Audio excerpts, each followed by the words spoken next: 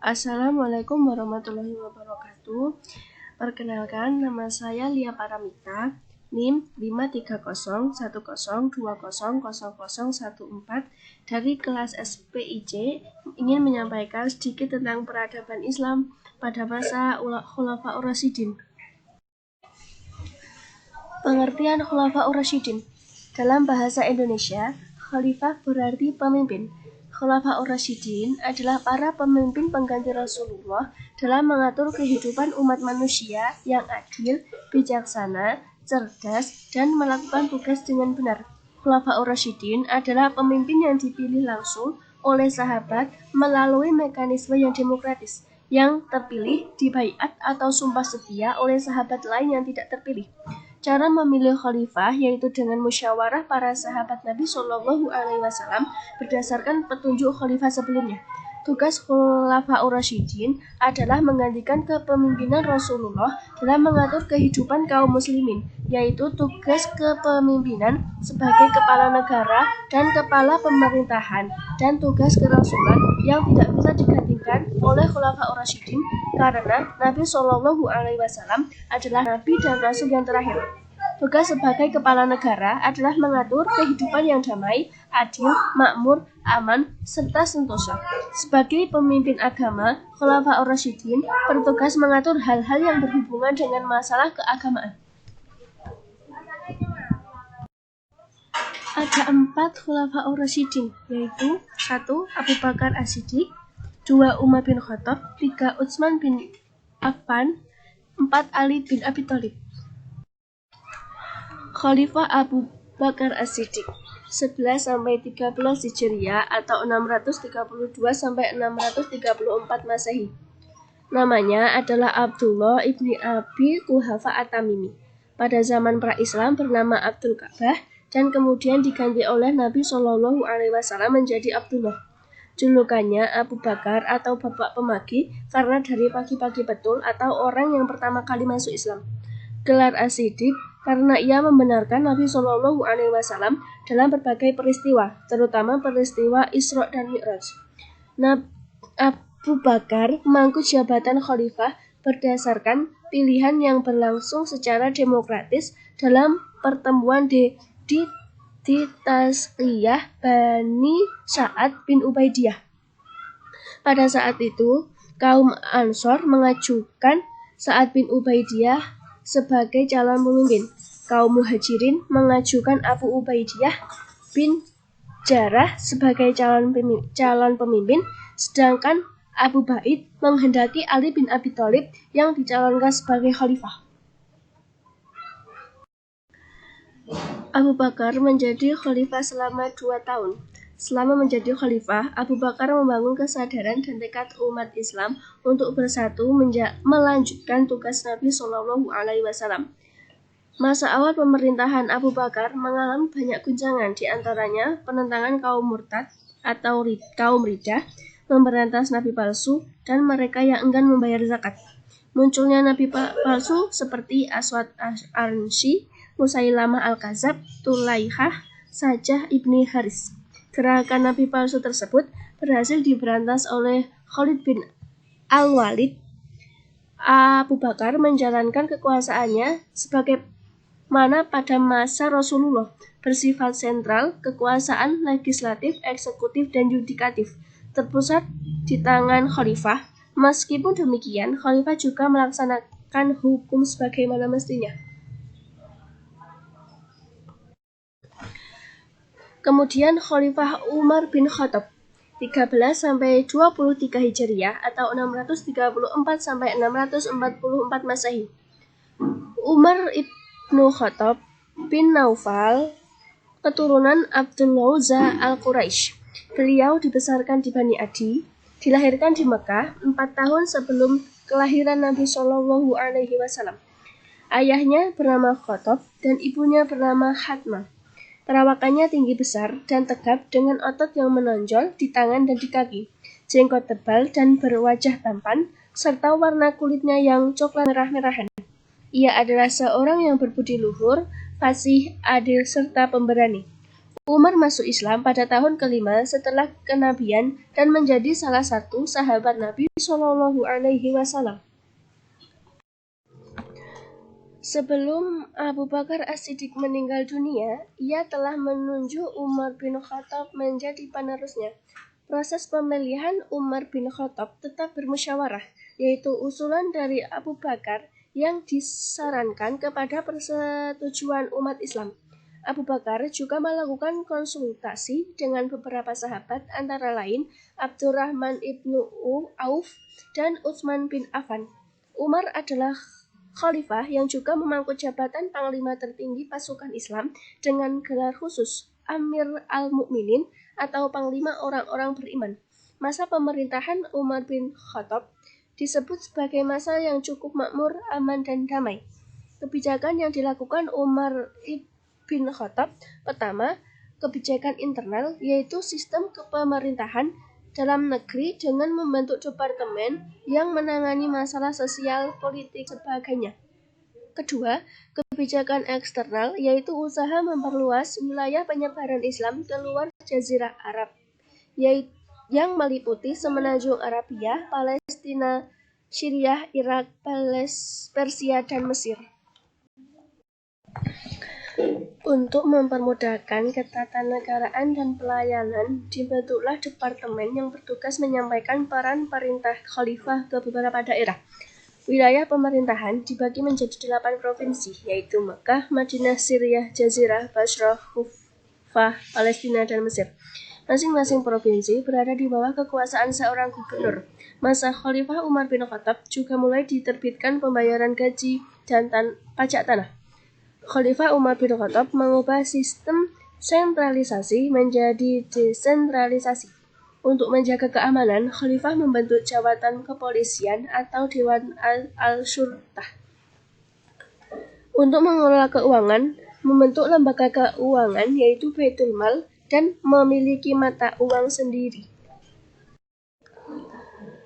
Ketetapan yang sangat monumental adalah penetapan tahun Hijriyah sebagai tahun baru Islam yang diinisiasi oleh Ali bin Abi Thalib yang kemudian direspon oleh Umar bin Khattab.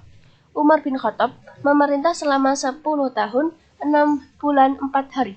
Kematian beliau sangat tragis. Seorang budak bangsa Persia bernama Firoz atau Abu Lu'lu'ah secara tiba-tiba menyerang dengan tikaman pisau tajam ke arah Umar yang sedang mendirikan sholat subuh yang telah ditunggu jamaahnya di Masjid An-Nabawi di pagi buta pada hari Rabu bulan Dzulhijjah tahun 23 Hijriah. Khalifah Umar wafat 3 hari setelah peristiwa penikaman dirinya, yakni 1 Muharram 23 Hijriah atau 644 Masehi. Beliau dimakamkan di samping makam Nabi Muhammad SAW. Beliau meninggal pada usia 63 tahun. Khalifah Utsman bin Affan 24-36 Hijriah atau 644-656 Masehi. Nama lengkapnya Utsman bin Affan bin Abni Ash bin Umayyah. Beliau berasal dari Puwa, Bani Quraisy. Ia memeluk agama Islam lantaran Abu Bakar As-Siddiq dan menjadi salah satu sahabat Nabi Shallallahu Alaihi Wasallam. Utsman menjadi khalifah selama 12 tahun. Ia sangat kaya tetapi selalu berlaku sederhana dan sebagian hartanya digunakan untuk kejayaan agama Islam. Julukan Zun Nuraini karena mengawini 2 putri Nabi Shallallahu Alaihi Wasallam secara berurutan setelah yang satu meninggal. Umar naik menjadi khalifah melalui pemilihan dengan diangkat atas petunjuk tidak langsung, yaitu melewati badan syuro yang dibentuk Umar menjelang wafatnya. Ia membeli mata air orang Romawi yang terkenal dengan harga 20.000 dirham untuk diwakafkan bagi kepentingan umat Islam. Ia juga pernah meriwayatkan hadis kurang lebih 1.650 hadis. Kelemahan masa pemerintahan Utsman adalah mengangkat pejabat negara dari kalangan keluarga sendiri.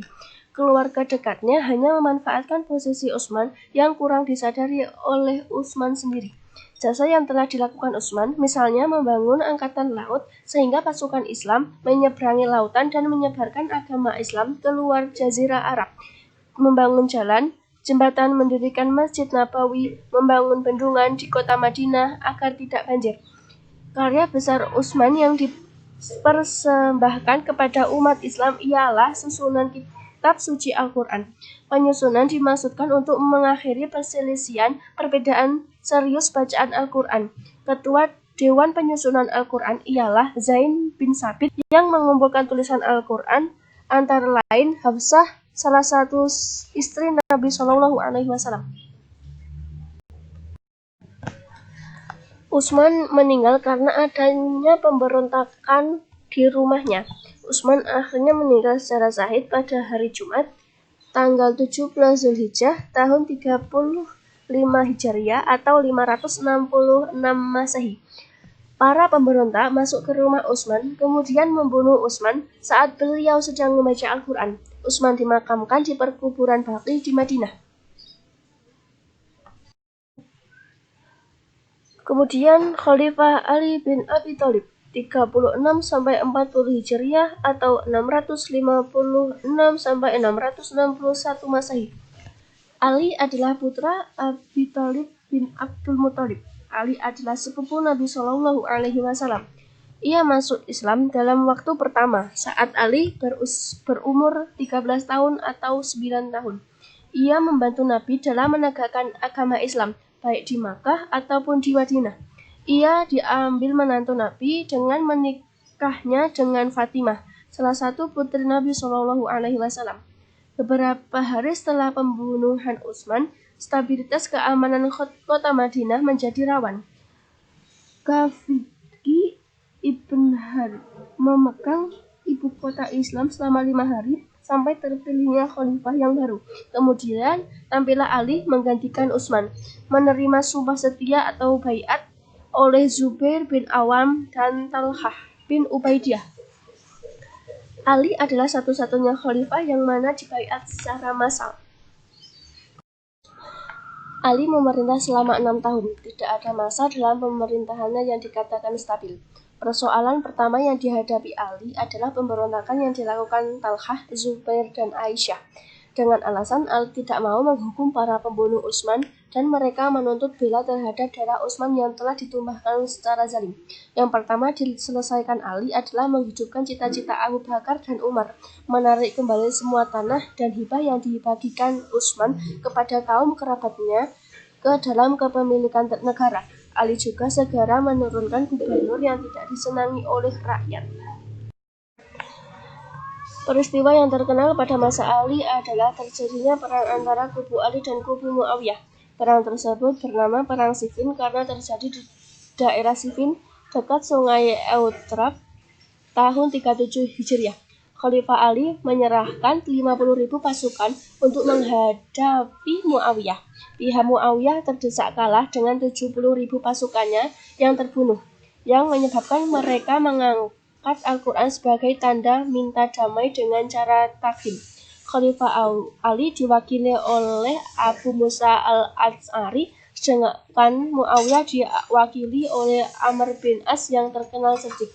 Dalam takhim tersebut, Khalifah dan Muawiyah harus meletakkan jabatan. Pemilihan baru harus dilaksanakan. Abu Musa pertama kali menurunkan Ali sebagai khalifah, tetapi Amr tidak menurunkan Muawiyah tetapi justru menaikkannya sebagai khalifah karena Ali telah diturunkan oleh Abu Musa. Peristiwa tersebut menyebabkan lahirnya golongan Khawarij, orang-orang yang keluar dari golongan Ali yang berjumlah 12.000 orang. Pada tanggal 14 Januari tahun 661 Masehi, ketika Ali sedang dalam perjalanan menuju Masjid Kufah, beliau terkena hantaman pedang beracun di dahinya. Pedang tersebut mengenai otaknya. Pedang tersebut diayunkan oleh seorang pengikut kelompok Khawarij yang bernama Abdin al-Rahman ibnu Muljam yang ingin membalas dendam atas kematian keluarganya, seorang wanita yang terbunuh di Namrawah.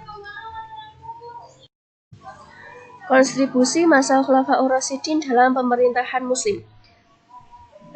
Islam masa Khulafaur Rasyidin mengalami kemajuan yang sangat pesat. Dari segi antropologi, bisa memasukkan budaya bangsa luar Arab ke bangsa lain dengan prinsip tidak ada pertentangan dan perbedaan antara mereka.